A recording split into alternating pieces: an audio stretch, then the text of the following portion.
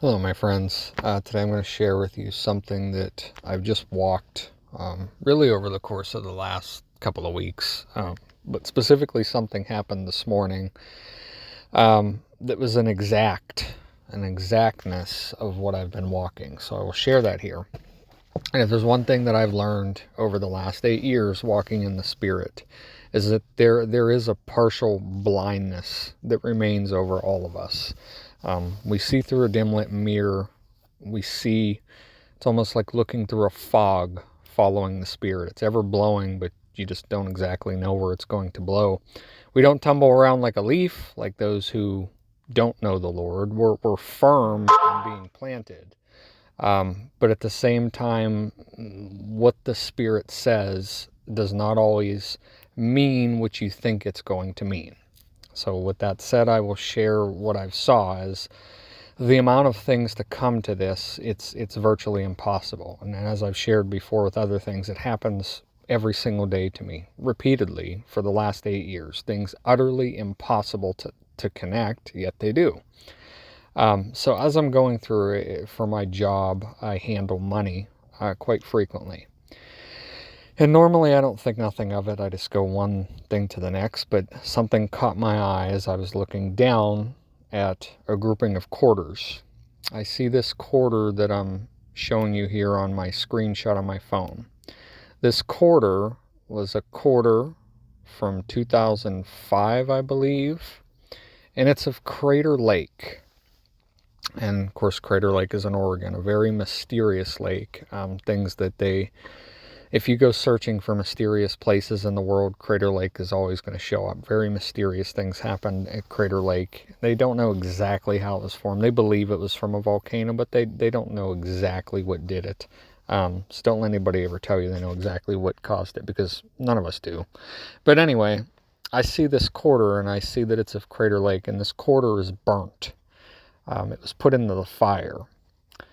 Something burned the quarter. I don't know what it was, as obviously it wasn't my quarter. But if you look at what this quarter looks like, take a look at it. Take a look closely at what this looks like. This is happening Saturday. Take a look at this. It's the eclipse. It's this annular eclipse that's happening Saturday. It's going to look just like the burn marks on this quarter that I found this morning. And interestingly enough, to me, it's of Crater Lake because I've been walking many things. One of them was darkness, which I shared a couple videos ago, a great darkness coming over the earth. Another thing was a volcano, an earthquake, a great destruction event, something coming up from under the ground. And if you kind of go through this a little bit, Crater Lake, it's known for many things, but one thing in specifically, it's called the Old Man, and it's a 30-foot mountain hemlock log with 3 feet exposed above water. The Old Man's age is carbon dated beyond 450 years old, but it was first sighted and tracked in 1896. The curiosity surrounding the Old Man continued to grow, and in 1938, Washington, D.C., keep note of this, Washington, D.C., commissioned a study of its travels. Between July and October, the Old Man traveled 62.1 miles, an average 0.67 miles per day, with its maximum daily distance of 3.8 miles achieved on August 6. And it's got a lot of lore surrounding it. Some believe that it controls the weather at Crater Lake. Some believe it's responsible for all the disappearances that happen at Crater Lake. Theories abound about its uprightness and travels. Though not proven, one belief is that because the lower part of the tree stump has been in the cold water for over 100 years, its density has increased, making the Old Man buoyant and balanced. And others think it once held large rocks at its base, which kept it from sinking. The Old Man of the Lake is not only surrounded by water, but also mystery, which keeps visitors in search of its whereabouts. And it's interesting because it's made out of a hemlock. And one of the things that I've been walking for years is the cutting down of a tree, signifying the end of America. The chopping down of the tree. And this is a hemlock. And I'm getting all of these things about darkness and all of these connections coming to this eclipse on Saturday. And then I see this on this coin, which looks exactly like the eclipse is going to look 2 days before it comes. Does it mean something? I don't know. I can't tell you for sure. Let every man be called a liar and let God be right.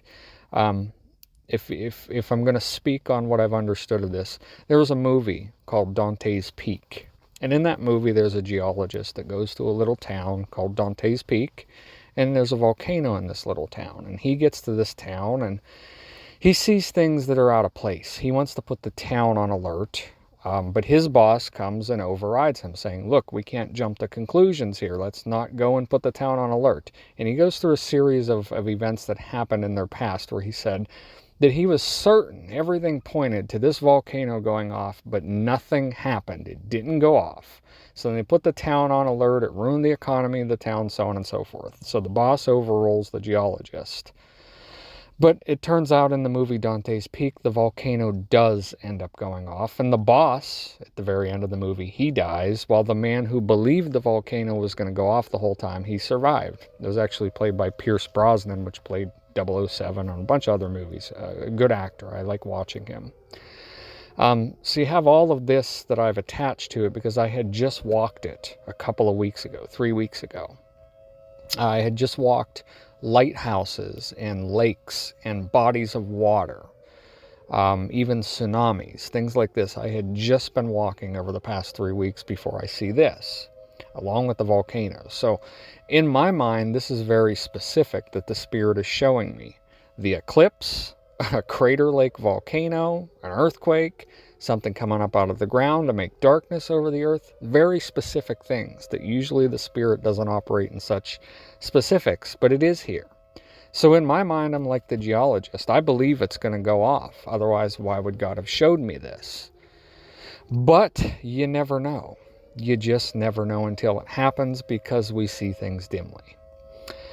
Interesting connection to this. Another song I was given just a couple of weeks ago. Again, it's called The Old Man Down the Road. It's by John Fogerty, which also was a member of famed band CCR before, of course, they broke up and went through all of their controversies. But the song is called The Old Man Down the Road. It's a good song if you listen to it. The entire music video, for instance, if you want to go watch it, just search on YouTube for The Old Man Down the Road, and you'll see the video of this. And the whole video is following this power cord from a guitar to an amp as it journeys into the woods on this power cord. It reminds me of a journey that we're all taking place in right now until we hits the end of the song and it comes to John Fogerty actually standing playing guitar. But if you look at the lyrics of the song, he take the thunder from the mountain. So again, we're talking about mountain, Crater Lake. Thunder, the coming of the Lord. He take a lightning from the sky. How does the Lord come? Like lightning. He bring a strong man to his begging knee, and he make the young girl's mama cry. What comes whenever the Lord comes? The strong fall. Everybody in the world mourns. A time of great tribulation comes into the world with the Lord for the whole world. So what do? You got to hide. You got to jump and run. You got to hide. The old man is down the road. He got the voices speaking riddles, got the eyes black as coal. He got a suitcase covered with rattlesnake hide, and he stands right in the road. If you look at the lyrics that attaches this to Crater Lake, it's pretty remarkable. And it's remarkable that it attaches it also to the coming of the Lord. He make the river call your lover. He make the barking of the hound. He put a shadow across the window. The eclipse, the shadow across the window. The old man is down the road. When the old man comes around, the coming of the Lord. All of these things are attached to this seemingly impossible event that I've just seen this morning, attached to everything else that I've been walking over the last 3 weeks. Very, very specific. So when I look at all of these things, I'm like the geologist that says it has to happen. Something's going to happen this Saturday to this very specific place. Because let's see another thing attached to this. Also walking this, as I have a friend who would testify for it. This, we were given a scarlet A. 3 days, 2 days before you see this woman actually wear the scarlet A to Congress. Key Republican wears Scarlet A t-shirt after vote to oust McCarthy. The Scarlet A, what's it mean? It means judgment. It means outcasting. The Scarlet A was used to mark those who were caught in adultery by the Catholics. And you see her wearing it as a different symbol now, but the symbol remains the same. A nation, scarlet, red as scarlet. Sins, red as scarlet, but shall be made white as wool. The coming of the Lord to rescue his people, calling them out of the four corners of the earth, and then bringing judgment, bringing the destruction to those nations who once knew him, but were caught in adultery upon his return. And I'm talking about both America, New York City, that great city, and Israel, Jerusalem, both of them caught in adultery.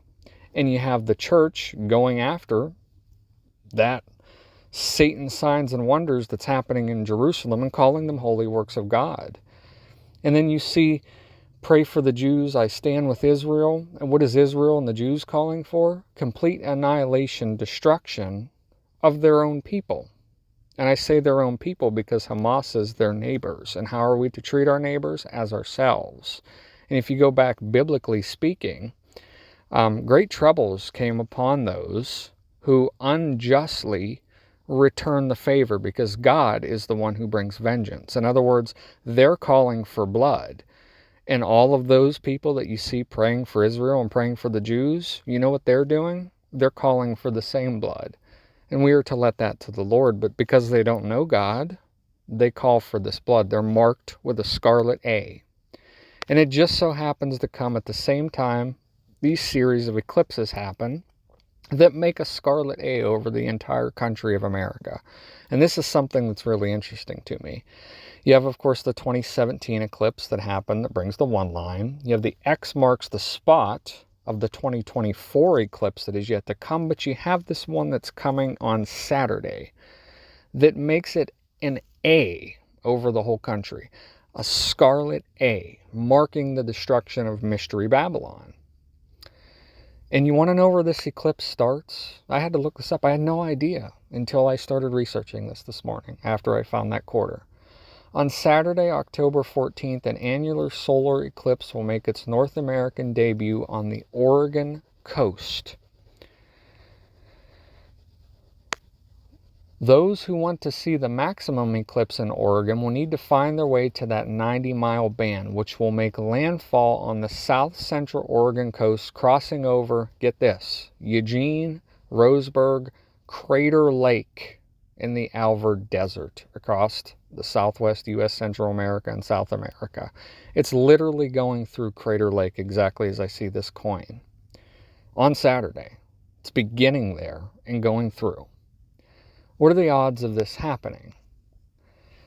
If you go to when the timing of that eclipse is going to be going through Crater Lake, it's going to be at 9:13 a.m. Pacific Daylight Time, or if you go Eastern Daylight Time, which is what I am under in Pennsylvania, it's at 12:13 p.m. The sun darkened at noon. See the connection to these things. So to me, the specificness of this, it's something that rarely happens. Matter of fact, I've never in my 8 years seen something so specifically pointing to a time, a place, and an event all at the same time. I've never seen the combination of these things. This is my first time seeing the complete picture of what I was walking with a time, a place, a date, and a location. Never seen it this specific before. I don't even know what it means, but I know it means something. And I also know that obviously these three eclipses that happen are the grand picture of it. This part that's happening right now is but the second part. 2024 comes the third part. So could we be like the movie Dante's Peak, where we get to this eclipse on Saturday and nothing happens? Absolutely. Because in 2024, then I would expect something to happen. But could we also get to Saturday, and these things happen exactly as I've seen them. Crater Lake blows up like the volcanoes that I've been walking over the past several months, darkens the sky, creates havoc over the whole United States and of the world, brings about the desolation of New York City and Jerusalem. Could it all happen Saturday? Yes, because I've been given this very specifically. But I just can't say for sure. because of seeing it dimly, not given exacts, not knowing exactly even what I'm looking at, because I can't be right about anything. God must be. And I tell you that God gives me these things, puts them in front of my walk, but I'm an errant translator of them. Only God understands what he's giving me, and I only understand it to a very tiny, small degree, if at all sometimes. But on down the line, I put more and more of it together, and I've been walking it for 8 years. I've gotten older as a child, so I think I can understand it better now than what I used to. But I see all these things converging, all these impossible signs. I'll take you again back to the quarter. You can see that it looks exactly like the eclipse is going to look on Saturday. And it was a burnt quarter from Crater Lake. It's impossible to find these things, to do these things, to have all these different connections to walk. It's completely impossible. And I have another witness to it because I walk with her every day. There's 2 of us that have been seeing these things come into this picture. And I don't know exactly what it means, but I know that on Saturday, something could very well happen. And not just something that, is just out of the ordinary or weird. This very exact thing could happen because I've been given the specifics of it with a second witness. Or nothing could happen. It could come to next year and we're walking in the same path and it comes then. But with everything else you see happening, lining up in the world, all the signs of Matthew 24, Luke 21, Mark 13, the signs of Revelation up in the heavens, Revelation 12, the woman in the sky, you have all of these things converging on one point in time. It would be impossible if it were not ordained, if it were not appointed by God to be as it is. And there are many out there drunk following these things around, just absolutely drunken off of the signs. But I'm not anymore. I was once also right with the drunkards. But then I became sober over time because I realized what I was doing. I was getting drunk and not even realizing it. I was losing my sobriety without recognizing it. And it took God walking me through these things to be able to recognize more so what we are to focus on and what we are to cast away from us. And right now they have the whole world thrown all of this. The Israel situation, it's exactly the same thing as the Ukraine situation was, only this time people are all defending it and falling for it because it's Israel, the golden calf, the idol. And it's so amazing to me. You watch these people in Congress and the senators and the newscasters, both left and right. You can't say anything against Israel, whether you be left or right, or you're shunned and marked with the A. Take a group that's completely lawless, like Black Lives Matter. They come out and they praise Palestine. And what happens? The left shuns them, their own people. They devour themselves. Take Harvard and all the students that wrote pro-Palestinian letters. The left shuns them. As CEOs are saying, we will not hire these students because they spoke out against Israel. Where else in the world do you see both left and right unite? It's against Israel because the God of Israel, the one that sits over there right now, the God of those who call themselves Jews but are not Jews but are a synagogue of Satan, the reason nobody can speak out against them is because Satan is the God of the world. And you see all the Christians following right along with them, right in this same thing, all calling for blood rather than peace. So blood is going to come. It's sure to come. And there will even be one arise who will make peace in the Middle East. He will look like a knight in shining armor, and the people will gravitate to him and call him God when he stands in the temple that they will build. But it doesn't come until first Christ comes and makes his declaration of who he is and who his people are and who truly knew God. When Christ comes and cleanses all of these houses and the scales fall away from the eyes of those who are deceived, then they will know the Lord. And that day is upon us. It's coming. And no, there isn't anybody out there who's going to know when it's coming until it happens. But when it happens, every single one of us who are sober and walking with God, I tell you, we are prepared for it. Because in all of my time, 6 years ago, if I would have seen what was happening right now, I would have been scared, I would have been frightened, I would have been right along with the world. Do you know what I feel like today? Numbness. I don't care. I don't care anything about what's happening in the world. I'm completely cut off from it. I'm not afraid of it. I expect these things to happen because I've been walking with God, and for the last 8 years, He has used this word in a positive way, groomed me, taught me to see things from the perspective of the Spirit rather than of the world. Because though we are in the world, we are not of it. And that is exactly how I feel. You'll see them all out there, these prepper channels and these Christian channels.